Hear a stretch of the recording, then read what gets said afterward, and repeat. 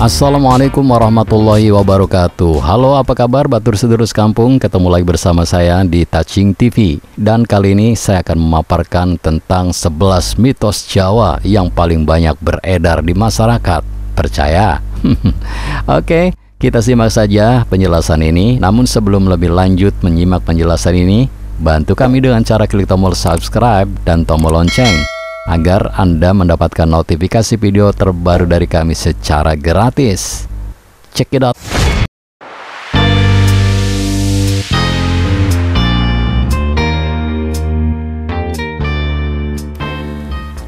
Batur sedulur sekampung, banyak sekali mitos-mitos yang dipercayai oleh orang Jawa. Sebagian besar mitos itu sulit dijelaskan secara ilmiah, namun ada yang banyak masuk akal juga sih. Terkadang mitos ini muncul dari kepercayaan leluhur yang masih dipelajari sampai sekarang, alias kepercayaan turun-temurun dari nenek moyangnya. Bagaimana dengan kalian? Apakah masih banyak mitos yang kalian percayai?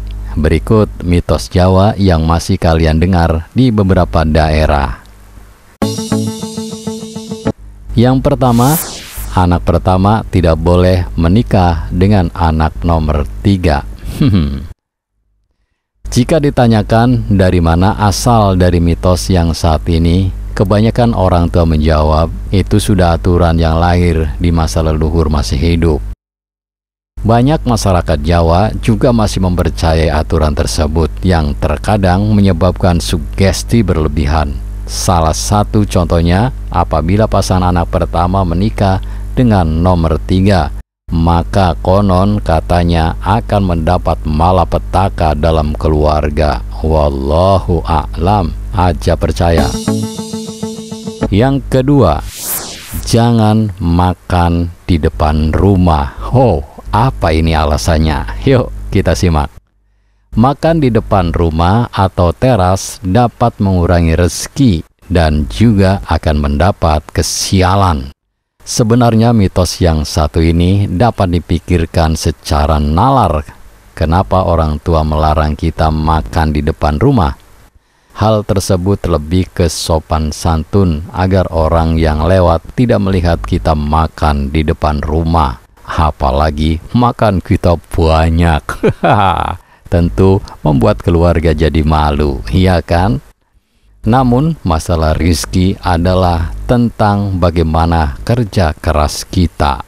Kalau kita malas, diam hanya makan di depan rumah saja, tidak mau bekerja, tentu kita akan seret rezekinya. Iya toh? Kemudian yang ketiga, menikah di bulan Syuro. Itu juga dilarang. Loh, kenapa ya? Banyak masyarakat percaya bahwa pernikahan di bulan Syuro tidak boleh dilaksanakan karena alasannya dipercaya bulan Syuro adalah bulan khusus untuk Ratu Pantai Selatan mengadakan hajatan. Nah loh, hal ini pastinya sulit dipahami oleh generasi muda yang tidak mengerti kisah dan cerita leluhur. Selain itu, hal ini juga sulit untuk dibuktikan secara nalar. Anda percaya dengan hal ini? Saya serahkan kepada keyakinan Anda sendiri. Kemudian yang keempat, anak tunggal harus diruat. Wah. Ruatan dilakukan untuk menghindari nasib sial dan biasanya anak tunggal termasuk ke daftar orang yang perlu diruat. Dengan adanya ruatan, dipercaya bahwa anak tunggal tersebut akan terhindar dari kesialan sehingga orang tua tidak perlu khawatir berlebihan terhadap anak sematawayangnya. Bener apa ora ya lur? Ya mboh. Kemudian, ayam berkokok mempunyai arti tertentu. Nah lo, apa itu artinya? Yuk kita simak. Setiap kali ayam berkokok mempunyai arti tersendiri yang juga berbeda dengan daerah satu dengan yang lainnya. Misalnya nih, ayam berkokok pada tengah malam yang menandakan ada kematian di daerah tersebut. Jika ayam berkokok pada siang hari, maka akan ada orang hamil di luar nikah. Dan berkokok pada sore hari artinya akan ada pencurian. Lucu ya guys. Ya, embulah, tergantung keyakinan kita. Percaya atau tidak, itu terserah Anda. Berikutnya, tidak boleh memakai baju merah saat melayat. Wah, kenapa itu? Begini saudara. Jika sedang melayat atau melintasi area orang yang baru meninggal, memakai pakaian berwarna merah adalah hal yang terlarang. Jika ditanya kenapa, orang tua menjawab hal itu untuk menghindarkan kita tertular penyakit yang sama. Sebenarnya hal ini bisa kita mengerti sebagai sopan santun agar kita tidak menolak di antara para pelayat dan keluarga yang berkabung. Nah, ini dia. Jadi, mitos seperti ini tentunya tidak masuk akal karena dalam agama Islam tidak ada aturan demikian. Berikut, tidak boleh melompati garam yang tumpah di lantai. Konon, melompati garam yang tersebar di lantai dipercayai dapat membawa penyakit kencing secara terus-menerus seharian. Sebenarnya, hal ini juga sulit dibuktikan karena tidak ada alasan yang masuk akal dari melompati garam akan kencing terus sepanjang hari. Tidak percaya? Buktikan sendiri. Langkahi garam-garam yang bercecer di lantai.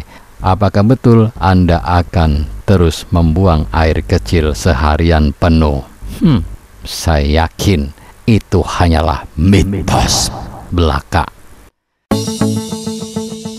Berikut, rumah tidak boleh menghadap ke timur, katanya. Alasannya begini.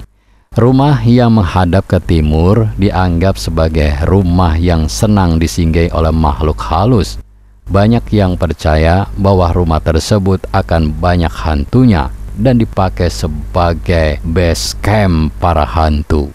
Hal ini juga belum pasti apakah rumah menghadap ke timur berkaitan dengan aturan dari leluhur.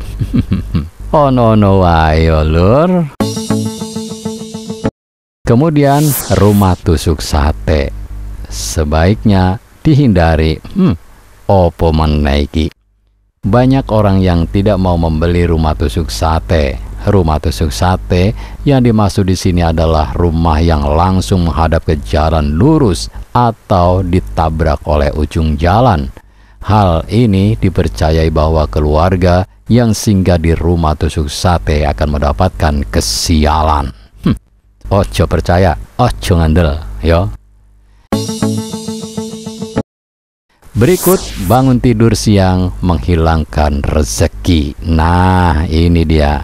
Banyak yang bilang kalau bangun tidur kesiangan dapat menghilangkan rezeki dan menjauhkan jodoh. Hal ini bisa dipikirkan secara nalar bahwa bangun siang memang membuat kita malas, sehingga bekerja juga terus malas dan bisa jadi kondisi tubuh tidak terlihat bagus bagi calon jodoh. Betul kan? Masuk akal nih. Yo pora. Yowes, lanjut. Kemudian tidur saat sore menjelang petang dilarang. Apa alasannya? Hal ini juga tidak hanya berlaku untuk masyarakat Jawa saja. Tidur di jam-jam sore sebelum gelap sebenarnya bisa dianggap sebagai larangan yang berkaitan dengan sopan santun. Kita dilarang tidur di waktu menjelang petang untuk menghormati waktu beribadah. Kita bersiap-siap untuk ibadah dan tidak akan melewatkannya. Batur sedulur sekampung, dari mitos-mitos tersebut kita boleh menghormati orang-orang yang masih mempercayai tanpa memberi kritikan pedas. Sebagai orang yang juga memiliki kepercayaan lainnya, kita sebaiknya mengerti dan memahami apa yang perlu kita hormati dari kepercayaan orang lain. Semoga mitos tersebut dapat memberi tambahan wawasan untuk saling menghormati. Saya yakin Anda memiliki pendapat yang berbeda, oleh karena itu jika ada perbedaan, atau ingin melengkapi, silakan tulis di kolom komentar dengan bijak. Terima kasih telah menyimak video ini sampai selesai. Bantu kami dengan cara klik tombol subscribe, like, komen, dan share sebanyak-banyaknya. Ingat, tetap meduluran, aja pada tukaran. Wassalamualaikum warahmatullahi wabarakatuh.